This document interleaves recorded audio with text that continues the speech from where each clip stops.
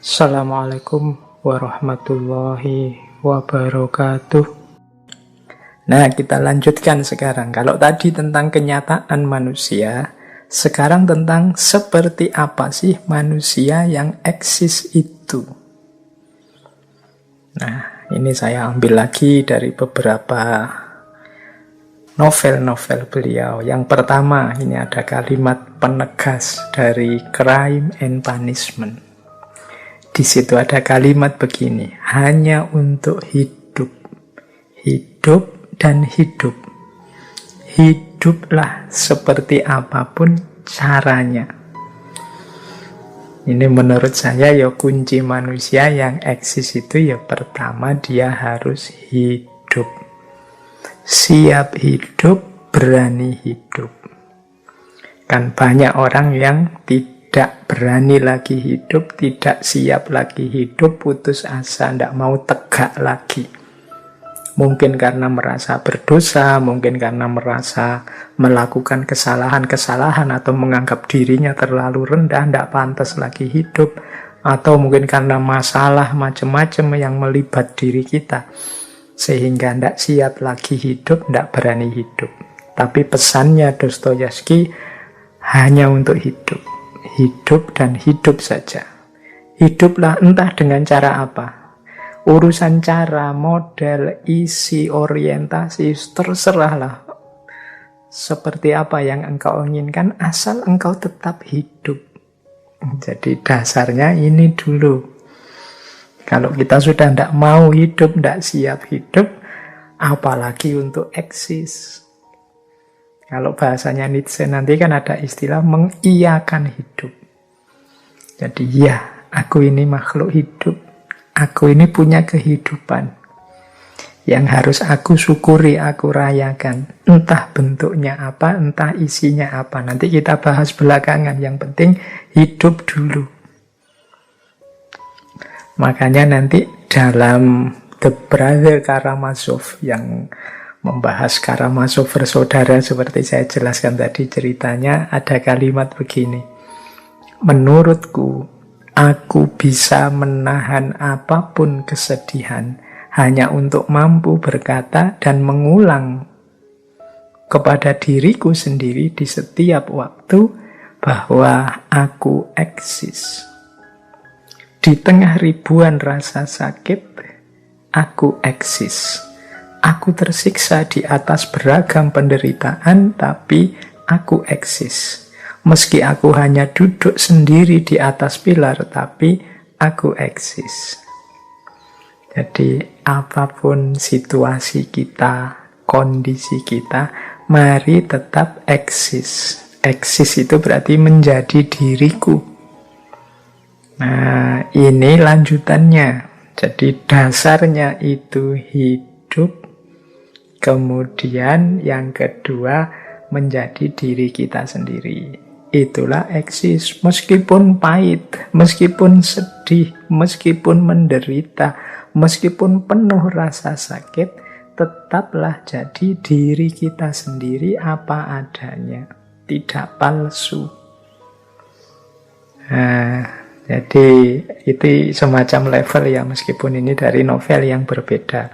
Diawali dari tuntutan untuk kita tetap hidup, kemudian selanjutnya ayo eksis, hidup sesuai versi yang kita inginkan.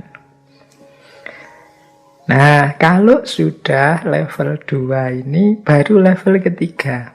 Ini masih dari novel The Brother Karamazov.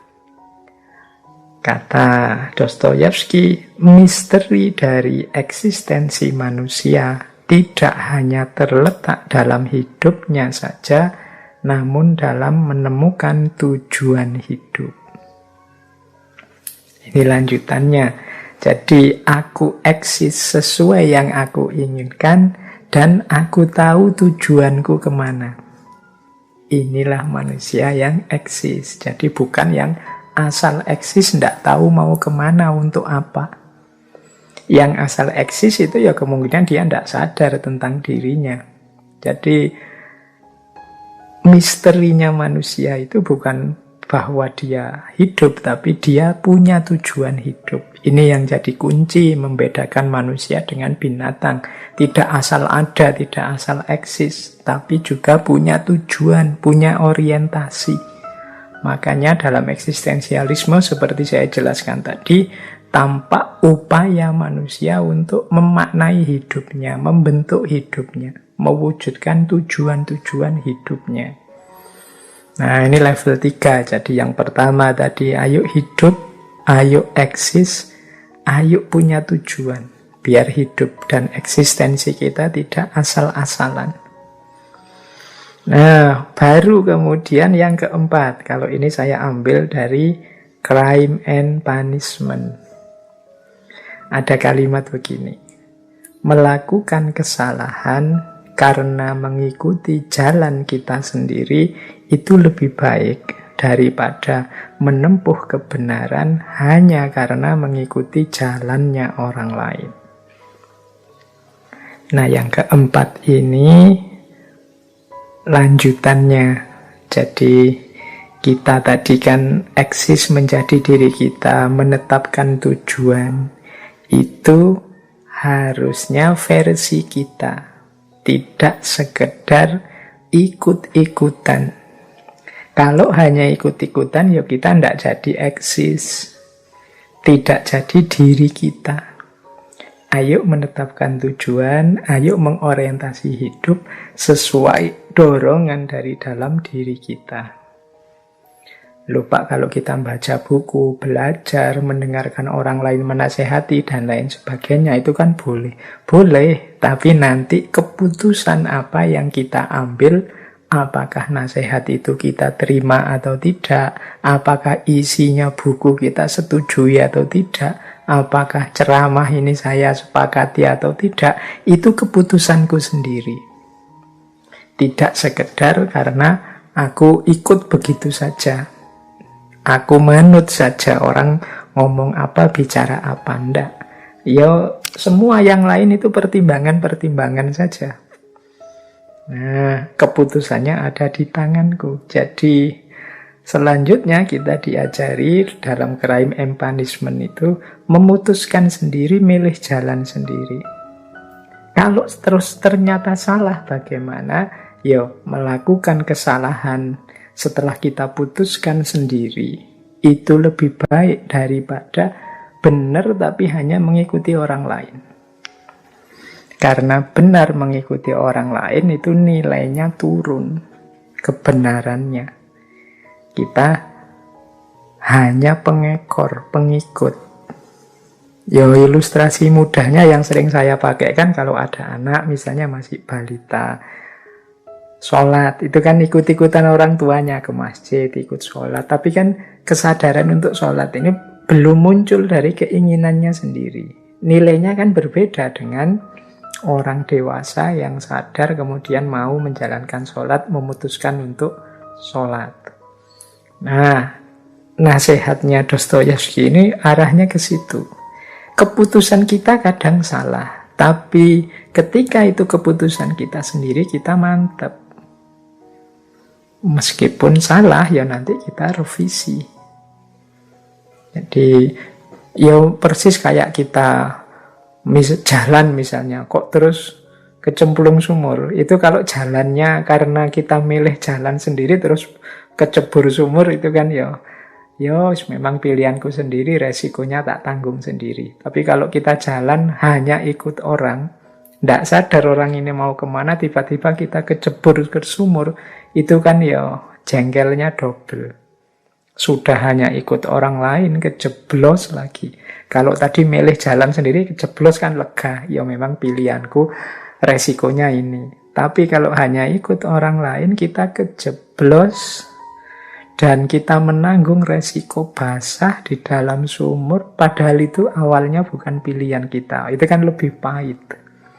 Makanya mending mengikuti jalan kita sendiri, lebih lega, lebih eksis, karena di situ kita tampil tidak hanya ikut orang lain, kita tidak hanya tenggelam di balik bayang-bayangnya orang lain. Nah, Ada lagi satu kalimat yang saya ambil dari Notes from Underground tentang orang yang eksis ini. Ini mungkin bisa disebut tahap yang kelima ya. Aku katakan, kata Dostoyevsky, biarkan dunia meluncur ke neraka, namun aku harus selalu menikmati tehku. Ini persis seperti Albert Camus yang dulu kita bahas kan. Wah, ini dunia ini betapa absurdnya. Enaknya bunuh diri apa ngopi saja. Ya sudah, aku tak milih ngopi saja. Ini maksudnya apa yang terakhir ini? Ini kita diminta untuk bisa menerima dan menikmati hidup. Apapun situasinya. Jadi mungkin pahit, mungkin menderita, mungkin penuh kesedihan. Ya kita terima dan kita nikmati. Jadi karena memang itulah hukumnya hidup ini.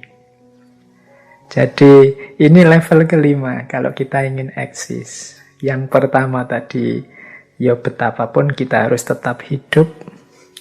Yang kedua, hidup dan sekaligus eksis. Jadi tampil menjalani hidup sesuai keinginan kita. Yang ketiga, punya tujuan, tidak asal saja. Yang keempat, tidak tenggelam, tidak hilang di hadapan orang lain, tidak hanya ikut orang lain. Dan nanti yang kelima, apapun hasilnya, meskipun dunia ini pada akhirnya betapa rusaknya, betapa kacaunya sampai mau kiamat, tidak apa-apa. Aku tak milih ngeteh saja, ngopi saja. Masih bisa menikmati hidup, masih bisa kita bersyukur. Nah, inilah cirinya orang yang eksis, orang yang mampu menjadi dirinya sendiri, orang yang hidup dan punya tujuan. Oke, untuk malam hari ini saya cukupkan sekian dulu. Mohon maaf kalau ada yang kurang berkenan, mungkin 1-2 kekurangan apa, mohon dimaklumi. Kalau ada kekhilafan, kealpaan yang teman-teman ngerti benernya seperti apa, ya silahkan disampaikan. Kurang lebihnya mohon maaf. Wallahul muwaffiq, wallahu a'lam bissawab. Wassalamualaikum warahmatullahi wabarakatuh.